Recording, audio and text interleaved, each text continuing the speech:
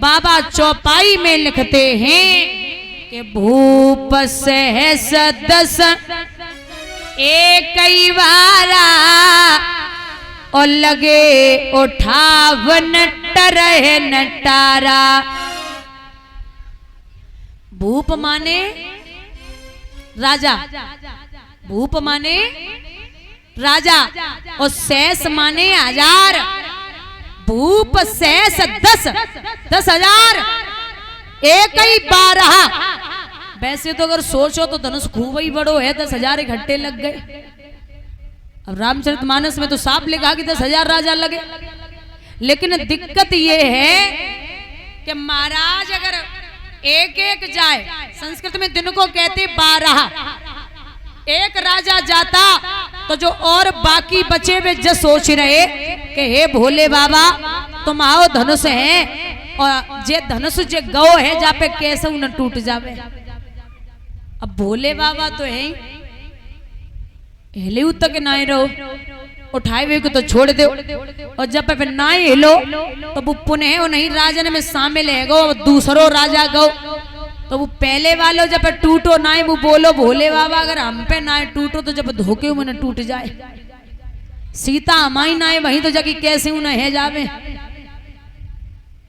अब बड़े परेशान है राजा जनक, और विचार करते कि प्रण करके मैंने कुछ न किया, अपनी चिंता पर रोता हूँ, रह गई कन्या कुंवारी मेरी चिंता में डूबा जाता हूँ। जितने नरेश बस आए यहाँ उन सब ही की छवि धूल हुई, मैंने तो निश्चय जान लिया पृथ्वी वीरों से हीन हुई। अब पृथ्वी पर कोई वीर नहीं बचा, और तो कोई ना बोलो।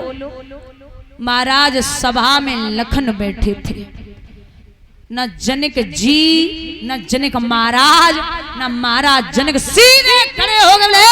जनक अरे क्या बोल रहे हो, बोलो तो जल को थल कर दूं, ऊपर से लाऊं तारों को और सुरमे की तरह पीस डालूं पृथ्वी जन और पहाड़ों को। अगर भैया की आज्ञा मिले तो मैं आसमान से तारे ले आऊं, ये धनुष बहुत छोटी बात है। विश्वामित्र तो चेहरा देख रहे, लक्ष्मण को बोले गुस्सा ऊपर ही धरी है। राम को इशारो दियो, राम जी बिठाओ लखन को, और हे राम उठो धनवा तोड़ो, संताप जनक का हरण करो। उठ जाइए। फिर चौपाई में बाबा लिखते रहे प्रणाम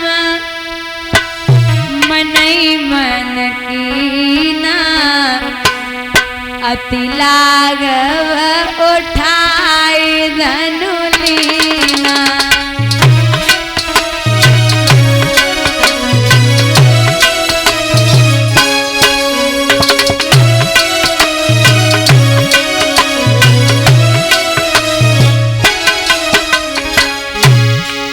दादा लेत चढ़ावत खेचत गाड़े, काउन लखा देख सब ठाड़े।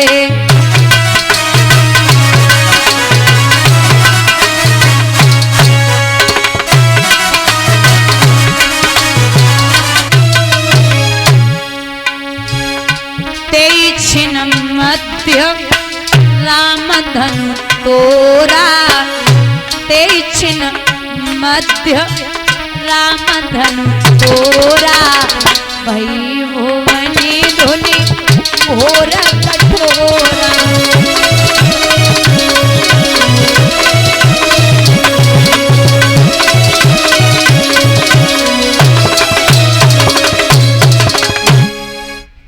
लेत चढ़ावत खेचत गाड़े, और काऊ न लखा देख सब तेज न मध्य। जब धनुष उठाया और तोड़ा तो इतना प्रकाश हुआ, इतनी आवाज हुई जो परशुराम जी के कानों में पहुंची, और इतना प्रकाश हुआ कि किसी को पता तक नहीं चला कि महाराज धनुष कब टूट गया। तेईछन मध्य बीच से भगवान ने धनुष तोड़ा। अब भैया जैसे ही धनुष टूटो तो सीता जी जयमाला लेके आगे बढ़ी।